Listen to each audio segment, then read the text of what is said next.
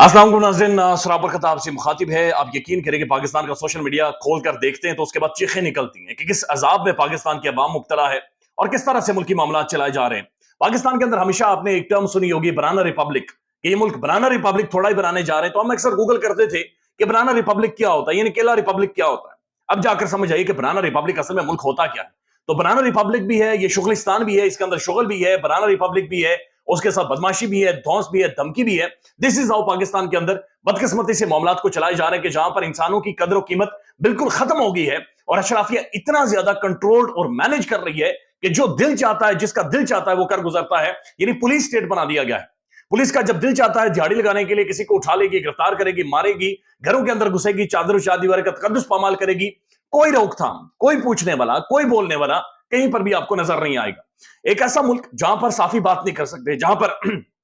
Journalist बोल नहीं सकते, जहां पर सिर्फ इसलिए उठा लिए जाएं कि आपने किसी शख्स का नाम क्यों लिया है, आपने किसी इदारे के हवाले से बातचीत क्यों की है। यानी एक ऐसा मुल्क, एक ऐसा बनाना रिपब्लिक कि जहां पर तारीख झूठी पढ़ाई जाए और फिर तारीख जो पढ़ाई जाए उसके बाद फिर उसके अंदर चेंजिंग उसके अंदर अमेंडमेंट्स की जाए। यानी तारीख के साथ भी ऐसा मजाक किया जाए कि अपनी सियासत के मुताबिक या अपनी सोच के मुताबिक उस तारीख को भी मोल्ड किया जाए,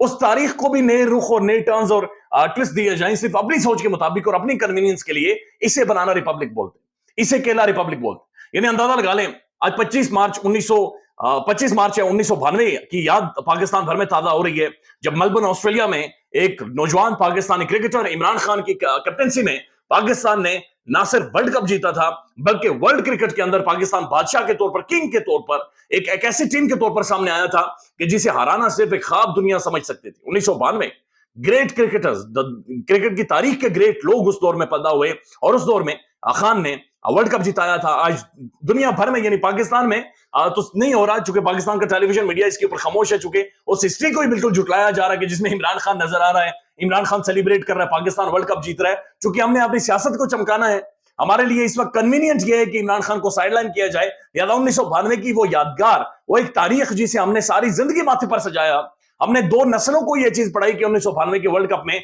इमरान खान की जो लीडरशिप कयादत थी, दिस इज हाउ आपने टीम को लीड करना है और दिस इज हाउ पाकिस्तान तरक्की करेगा। आज वही चीज हम ना सिर्फ टेलीविजन के ऊपर भी नहीं दिखा रहे, हम उसके ऊपर बातचीत भी नहीं कर रहे, बल्कि हम उस हिस्ट्री को, उस तारीख को जुटलाना चाह रहे हैं। और बाकायदा से एक कैंपेन शुरू करवाई दी गई, देखें जी इंजमाम का रोल था, देखें जी वसीम अकरम का रोल था। भाई रोल जिसका भी हो, जो बंदा लीड फ्रॉम द फ्रंट करता है, जो अटैकर होता है, जो सबसे सामने खड़ा होता है, क्रेडिट उसी का होता है, चूंकि प्लानिंग वही करता है। महेंद्र सिंह धोनी के मिसाल ले लें, उसने कोई इवेंट छोड़ा ही नहीं जो जीता ना हो। Great captain, one of the great captain जो क्रिकेट की हिस्ट्री में आया है। लेकिन धोनी के साथ सहवाग भी रहा, सचिन भी रहा, आप जानते हैं युवराज सिंह कितना बड़ा तोप थी, उसके बाद बड़ी तगड़ी बॉलिंग लाइनअप भी रही, हरभजन सिंह रहा, अब कितने जबरदस्त बॉलर आई, ईशांत शर्मा आया। But the credit goes to the captaincy of Mahendra Singh Dhoni. दुनिया आज भी याद रखती है कि महेंद्र सिंह धोनी ने किस तरह से टीम को लीड किया था। लेकिन आज भी यानी 25 मार्च 2024 को हम 25 मार्च 1992 की तारीख को आज जुटलाने के पर तुले हुए हैं और हम कोशिश कर रहे हैं कि उस तारीख को जुटला दिए दें, क्योंकि ये बनाना रिपब्लिक है, क्योंकि ये हमारे लिए कन्वीनियंस है, क्योंकि दिस इज हाउ हमने मामलात को आगे लेकर जाना है। अब सिविलियंस ट्रायल का मामला है वो पाकिस्तान के सुप्रीम कोर्ट में जारी है, लेकिन बदकिस्मती ये है कि जो सिविलियंस मिलिट्री कोर्ट्स के हवाले हैं, उनकी फैमिलीज अभी भी सुप्रीम कोर्ट के बाहर बैठी हुई हैं। मैं खुद इस्लामाबाद में हूं, मुझे पता है कि रोजा रखकर ऑफिस तक पहुंचने में क्या हालत हो जाती है, और वो फैमिलीज बाहर धूप में या फिर दरख्तों के नीचे बैठी हुई है और इंतजार कर रही है। अंदर कादी बैठा हुआ है, अंदर सारे लोग बैठे हुए हैं, लेकिन आप अंदाजा लगा लें कि ये सारे मामला इस तरह से चलाए जा रहे हैं। अब ये कुछ मुअज़्ज़ज़ जजेस के रिमार्क्स भी आपके सामने रख देते हैं कि 9 मई के कितने लोग मिलिट्री कोर्ट्स में हैं, बेकसूर निकले। सुप्रीम कोर्ट ने तफसील तलब कर ली। अगर सुप्रीम कोर्ट फौजी अदालतों का दायरा इख्तियारी तस्लीम ना करे तो बात खत्म हो जाएगी। जिसको 6 माह की सजा है वो 1 साल गिरफ्तार नहीं रहना चाहिए। जस्टिस अमीनुद्दीन खान, अदालत का बुनियादी मकसद इंसानी हुकूक का तहफ़्फ़ुज़ है। जस्टिस अमीनुद्दीन खान यानी जजेस के, मुअज़्ज़ज़ जजेस के रिमार्क्स तो आ रहे, लेकिन जाहिर है एक लंबा टाइम हो गया है, तकरीबन 1 साल होने को है कि वो लोग मिलिट्री कोर्ट्स के हवाले हैं, उनके बारे में कोई पता नहीं है। उनके फैमिलीज बड़ी मुश्किल से उनसे, बड़ी डिफिकल्ट वे में उनसे जाकर मिलती हैं। लेकिन इस मुल्क के अंदर कानून भी है, अदालतें भी हैं, और इसी तरह से मामलात को चलाना है। और उनकी फैमिलीज अभी भी इस्लामाबाद हाई कोर्ट के बाहर, सुप्रीम कोर्ट के बाहर मुअज़्ज़ज़ के साथ बैठी हुई हैं और वहां पर इंतजार कर रही हैं अपने प्यारों का। साथ साथ ये खबर आई है, और ये अंग्रेजी अखबार के साफी हैं जनाब इसरार राजपूत साहब को गिरफ्तार कर लिया गया है। अब पुलिस ने जो इनके ऊपर मुकदमा बनाया है वो एक ऐसे ट्वीट के ऊपर बनाया जो ट्वीट उस बंदे ने डिलीट कर दी।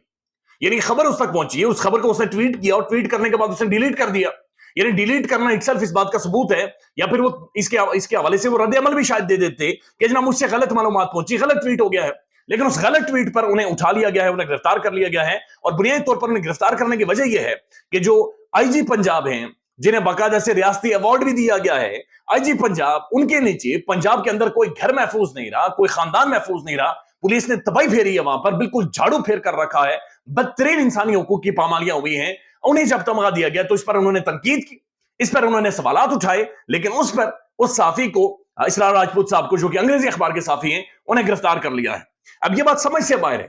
کہ جو آئی جی صاحب کو جو ایوارڈ دیا گیا ہے وہ ریاستی ایوارڈ ہے، میرا اور آپ کا ایوارڈ ہے، لہذا میں نے اور آپ نے بات کرنی ہے کہ آئی جی صاحب کو ٹھیک ایوارڈ ملا یا ٹھیک ایوارڈ نہیں ملا۔ مسئلہ یہ پیدا ہوتا ہے کہ کیوں اس ملک کے اندر کوئی اتنا مقدس ہے کہ اس کا آپ نام نہیں لے سکتے، آپ اس پر تنقید نہیں کر سکتے، آپ اس کے اوپر بات چیت نہیں کر سکتے۔ عمران ریاض خان جب گرفتار ہوتا ہے تو وہ کہتا ہے کہ مجھے ہتھکڑی اس لیے لگائی گئی ہے تاکہ شہزادی کو سلامی دی جائے۔ اسد طور صاحب وہ گرفتار ہوتے ہیں، وہ کہتے ہیں کہ جناب آپ نے چند مخصوص لوگوں کے اوپر بات چیت کر دی اور رپورٹنگ کر لی، لہذا آپ کو اندر ڈالنا ہے۔ لہذا اس ملک کے اندر سمجھ سے باہر ہے کہ کیوں اتنے لوگ مقدس ہیں۔ ایک طرف تو آئی جی صاحب کے اوپر خالی تنقید کرنے پر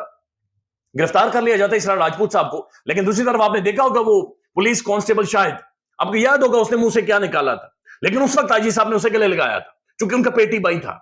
ان کا پیٹی بھائی تھا، گلے لگایا تھا کہ جناب یہ نفسیاتی مریض ہے، اس کے ساتھ مسائل ہو گئے۔ بڑا اچھا جسٹر تھا، بڑا زبردست جسٹر تھا، لیکن یہ جو صحافی ہے، جو پڑھی لکھی شخصیت ہے، جو معاشرے کا شعور ہوتا ہے، جو ڈیبیٹ اور ڈسکشن کو ٹریگر کرتے ہیں، وہ صرف اس لیے گرفتار کر دیا گیا کہ آئی جی صاحب کو تمغے دیے گئے، آئی جی صاحب کو ایوارڈ دیے گئے، میڈلز دیے گئے، اور آئی جی صاحب کے اوپر انہوں نے تنقید کر دی ہے، اور یہ وہی آئی جی صاحب ہے جنہوں نے بالکل رندہ پھیر کر پاکستان میں رکھا ہے، عزت نفس لوگوں کی مجروح کی ہے، تباہی اس ملک کے اندر پھیری ہے، اور جو ان کا ریکارڈ ہے یہ غیر معمولی ہے،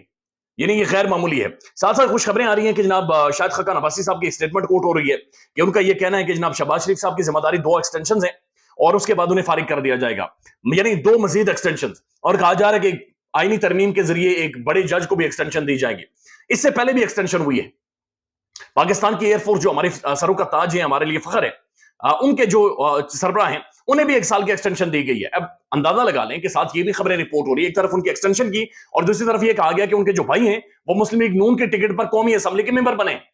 یعنی ایک طرف قومی اسمبلی کے ممبر بنے اور دوسری طرف انہیں ایکسٹینشن دی گئی ہے۔ پاکستانی ایئر فورس جو تگڑی ترین ایئر فورس ہے، زبردست ایئر فورس ہے، جس نے ہمیشہ ہمارے سر فخر سے بلند کیے ہیں، ہر واقعہ، یعنی کوئی واقعہ اٹھا لے، ایران کے اندر سٹرائکس ہو، افغانستان کے اندر سٹرائکس ہو، پاکستانی ایئر فورس آلویز جب بھی پاکستان پر کوئی حملہ کرتا ہے تو پہلی نظر یہ پڑتی ہے کہ پاکستان کے شاہین ہواؤں میں ہوں گے، اور وہ ہوتے ہیں، اور یہ چیز ہم نے دیکھی، ابھینندن کو پھینٹ کر رکھ دیا سامنے، لیکن پھر ایکسٹینشن دی جاتی ہیں، پھر مدت ملازمت میں اضافے کر دیے جاتے ہیں۔ یہ کہاں پر انٹلیکچوئل بینکرپسی ہے؟ یعنی کیا اداروں کے اندر اس سے قابل لوگ نہیں ہوتے؟ کیا اداروں کے بعد ان کے بعد والی جو شخصیات ہوتی ہیں وہ اتنی قابل نہیں ہوتی؟ یا پھر 25 کروڑ آبادی میں صرف چند لوگ ہیں جو پڑھے لکھے ہیں، سمجھدار ہیں، یا کریڈیبل لوگ ہیں جنہوں نے آگے جانا ہے اور معاملات کو آگے لے کر جانا ہے؟ ساتھ ساتھ جناب رانا ثناءاللہ صاحب کی سٹیٹمنٹ آپ کے سامنے موجود ہوگی، وہ کہتے ہیں محسن نقوی اور فائنانس منسٹر شہباز شریف کی حکومت کی گارنٹی ہے۔ حنیف عباسی صاحب یہ کہتے ہیں کہ خواجہ آصف اور جاوید لطیف صاحب اصل میں لیڈرشپ کے خلاف ہوگی۔ وہ کہتے ہیں خواجہ آصف نے جو سٹیٹمنٹ دی ہے جنرل باجوہ صاحب کے خلاف، یہ نہیں دینی چاہیے تھی، چونکہ جنرل باجوہ نے انہیں ماضی میں جتایا، ٹیلی فون کر کے جتایا ہے، اور جاوید لطیف صاحب کے بارے میں تو وہ باقاعدہ سے یہ کہہ رہے ہیں کہ جناب پارٹی کو نوٹس لینا چاہیے کہ جاوید لطیف کیوں کہہ رہا ہے کہ میاں نواز شریف کے ساتھ دھوکہ ہوا ہے۔ میاں نواز شریف صاحب مکمل طور پر خاموش ہیں۔ ساتھ ساتھ ایک اور خبر آ رہی ہے، اور خبر یہ ہے کہ گلو بٹ ان کا انتقال ہو گیا ہے، اور گلو بٹ ایک بدنام زمانہ کریکٹر ہیں، اللہ تعالیٰ ان کی مغفرت کرے، لیکن ظاہر آپ کو ویجولز آج بھی ہمارا منہ چڑھاتے ہیں، آپ کو یاد ہوں گے کہ گلو بٹ کو نون لیگ کا آشیرواد تھا، اور گلو بٹ نے گاڑیاں توڑی، بندے مارے، یعنی وہ بیت اٹھاتا تھا اور وہ باقاعدہ ہاکی اٹھا کر سر عام سر پر مارتا تھا لوگوں کی، طاقت کا زوم تھا، گلو بٹ مونچھوں کو تاؤ دیتا تھا، یاد ہوگی ابھی تک وہ گلو بٹ کی اصطلاح پاکستان میں استعمال ہوتی ہے۔ گلو بٹ کا انتقال ہو گیا، اللہ تعالیٰ ان کے گناہ معاف کرے، عوام پر بڑا ظلم تو انہوں نے کیا ہے لیکن اللہ تعالیٰ ان کی مغفرت کرے، لیکن حالات یہ ہوئے کہ عبرت ناک تھے کہ آخری 3-4 ماہ میں گلو بٹ نہا نہیں سکے، ان کا منہ نہیں دھلایا جا سکتا تھا، اور یہ اس قدر حالات ان کے بیماری خراب کر گئی تھی انہیں کہ اگر ان کے ساتھ پانی لگایا جاتا تو وہ مزید کولیپس کر جاتے، لہذا صرف پاؤڈر ان کے جسم کے اوپر پھینکا جاتا تھا، اور آخری 2-3 ماہ وہ بندہ نہا نہیں سکا۔ ये इबरत का निशाना गुल्लू बट बना है। साथ साथ तहरीक इंसाफ, जिन्हें इस्लामाबाद में और प्रोटेस्ट करने की इजाजत नहीं है पाकिस्तान भर में, केपीके से एक तहरीक का आगाज आता हुआ नजर आ रहा है। मिंगोरा में गुज़श्ता दिन में एक मैसिव प्रोटेस्ट हुए, लोग बाहर निकले, लोगों ने हम मुराद सईद के लिए आवाज उठाई, इमरान खान के लिए आवाज उठाई, लेकिन जो तहरीक है, जो आगाज है, वो खैबर पख्तूनख्वा से हो गया है। आने वाले टाइम में आपके सामने कुछ एक अपडेट्स रखेंगे जो कि खासतौर पर मिलिट्री कोर्ट्स के हवाले से होंगी, बल्कि मुराद सईद साहब का एक ट्वीट है जो कि इस वक्त सोशल मीडिया पर सर्कुलेट कर रहा है। मुराद सईद साहब लिखते हैं, इमरान खान, बुशरा बीबी, तहरीक इंसाफ की क़यादत और कारकुनों की रिहाई और अवामी मैंडेट की वापसी के लिए पार्टी क़यादत इमरान खान की मशावरत से जल्द से धरने या मार्च का हतमी फैसला जारी करेगी। इस सिलसिले में और अगले मरहले की तैयारी के लिए, यानी कि खुलकर उन्होंने बुनियादी तौर पर बातचीत की है कि वेरी सून, यानी ईद के फौरन बाद तहरीक इंसाफ एक मैसिव लॉन्ग मार्च इस्लामाबाद की तरफ आएगी, जहां पर पूरे मुल्क में लोग सड़कों के ऊपर मौजूद होंगे। ख्याल रखिएगा अपना। अल्लाह हाफिज।